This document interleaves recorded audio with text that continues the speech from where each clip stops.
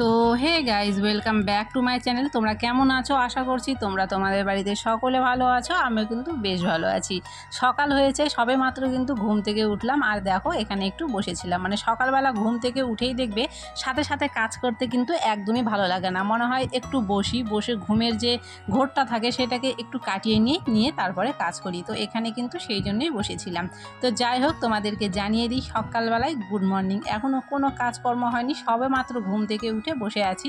অনেক রকম কাজ আছে, সবগুলো কাজ সেরে নেব। সেরে নিয়ে তারপরে কিন্তু আবারও তোমাদের সাথে দেখা হবে। তো সকালের কাজগুলো কিন্তু আজকে আর আমি ভিডিও করছি না। আমি সমস্ত কাজকর্ম সেরে স্নান করে তারপরে কিন্তু তোমাদের সাথে একটু একটু করে সব কিছু শেয়ার করে নেব। আর অনেক দিন পর আজকে কিন্তু একটা ভিডিও ছাড়ছি।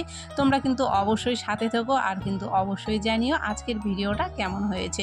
তো দেখতেই পাচ্ছ এখানে কিন্তু হাই উঠেই যাচ্ছে, মানে বোঝাই যাচ্ছে সবেমাত্র বিছানা থেকে উঠে এলাম।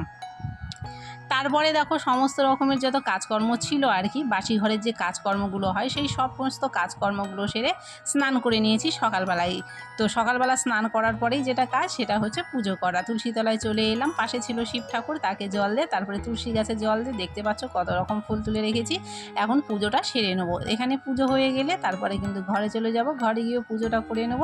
তারপরে কিন্তু আবারও আছে খাওয়া দাওয়া, মানে রান্নাবাড়ি সব কিছু।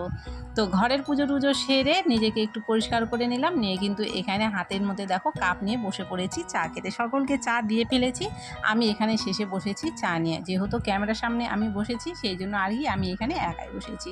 তো চা খেতে খেতে বাইরে একটা কেউ এসেছিল, সেই জন্য কিন্তু দেখো এখানে ক্যামেরা রেখেই আমাকে আবার উঠে যেতে হলো বাইরে দেখতে যে কে এসেছে বা কী দরকারে এসে। তো যাই হোক, বাইরে একটু গেলাম, গিয়ে কিন্তু একটু কথা বলে আবারও দেখো ঘরে কিন্তু ফিরে এলাম।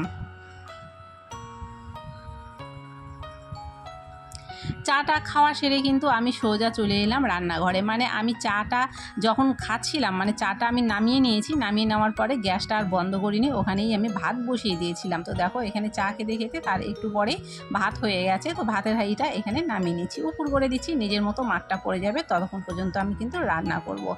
আর সকালবেলা চা খেয়েছিলাম, কিছু খাইনি। আর এখনও কিন্তু বেশ আম আছে, যদিও আষাঢ় মাসের অনেকটা দিন চলে গেল, তবুও কিন্তু দেখবে গাছের আম এখনও শেষ হয়নি। তো সেই জন্যই ভাবলাম আজকে একটু আম খেয়ে ফেলি। আমগুলো কেটে ধুয়ে পরিষ্কার করে নিয়ে এখানে ফ্যানের হাওয়াতে বসেছি, কেননা যতই সকালবেলা স্নান করি না কেন গরম কিন্তু সব সময় প্রচণ্ড পরিমাণে লাগে। তো সেই জন্য আর কি এখানে বসেছিলাম আম নিয়ে।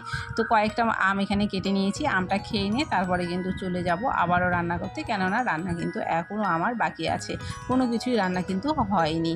আর ওয়েদারটা বেশ আজকে ভালোই আছে, কেননা কিছুদিন ধরে কিন্তু প্রচণ্ড পরিমাণে বৃষ্টি হচ্ছিল, কখনো একটু করে রোদ হচ্ছিল।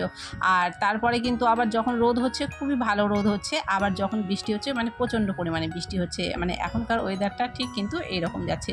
রোদ হলে কিন্তু দেখবে প্রচণ্ড পরিমাণে গরম লাগে, আবার বৃষ্টি হলে দেখবে ঘর বাড়ি নোংরা হয়ে যায়, তখন কিন্তু আবার একদমই ভালো লাগে না, জামা কাপড় শুকোতে যায় না, কাজ করতে অসুবিধা হয়।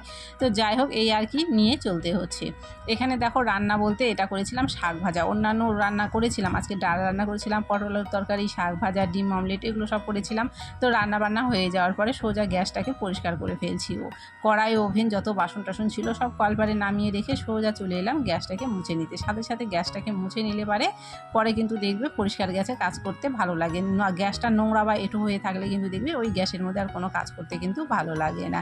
আর দেখো ঘরের মধ্যে লাইটের আলোটা আজকে খুবই কম, মানে লাইট যে জ্বালিয়েছি বোঝাই যাচ্ছে না। তো যাই হোক, আজকে সূর্যটা খুব ভালোই উঠেছে সকাল থেকে, জানালার বাইরে তোমরা দেখে হয়তো বুঝতে পারছো রোদটা কিন্তু খুব ভালো পরিমাণে আছে। তো তোমাদের সাথে কথা বলতে বলতে দেখো গ্যাসটা তো মোছা হয়ে গেল, এবারে নিচেরটাও মুছে দিচ্ছি, কেননা রান্না করতে নিয়ে কিন্তু নিচেও দেখবে অনেক তেল মশলা ছিটে পড়ে।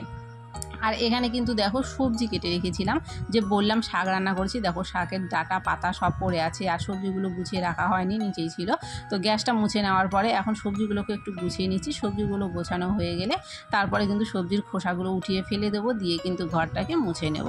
তো আজকের কিন্তু ভিডিওটাকে আমি এখানেই শেষ করব, এর থেকে বড় আজকে ভিডিওটাকে একদমই করব না, খুবই সামান্য করে আজকে ভিডিওটা কিন্তু তোমাদের সাথে শেয়ার করলাম। কেমন হয়েছে অবশ্যই কিন্তু জানিও। ভিডিওটাকে যদি ভালো লেগে থাকে অবশ্যই কিন্তু লাইক করে দিও, ভিডিওটাকে যদি পারো শেয়ার করে দিও। আর চ্যানেলে যদি নতুন হয়ে থাকো, চ্যানেলটি যদি এখনও আমার সাবস্ক্রাইব করা না থাকে অবশ্যই কিন্তু চ্যানেলটিকে সাবস্ক্রাইব করে পাশে থেকো।